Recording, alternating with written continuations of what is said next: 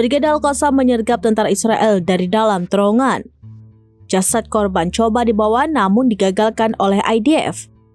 Tentara pendudukan mengakui tewasnya seorang sersan mayor cadangan saat bentrok sengit dengan Hamas di jalur Gaza Selatan pada Rabu 9 Juli 2025. Identitas korban tewas merupakan Sersan Master Abraham Azulai 25 tahun.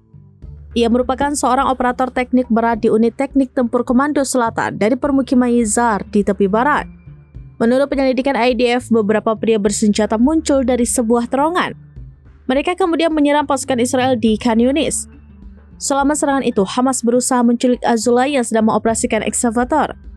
Antara kondisi lapangan tidak memungkinkan, Hamas kemudian menembak Azulai hingga tewas. Militer Israel menyebut Hamas mencoba membawa kabur jenazah korban. Akan tetapi pasukan Israel lainnya yang menjaga area tersebut melepaskan tembakan ke arah Hamas. Upaya perlawanan untuk membawa jasad Azulai lantas digagalkan. Namun perlawanan Palestina berhasil membawa senjata tentara Israel tersebut.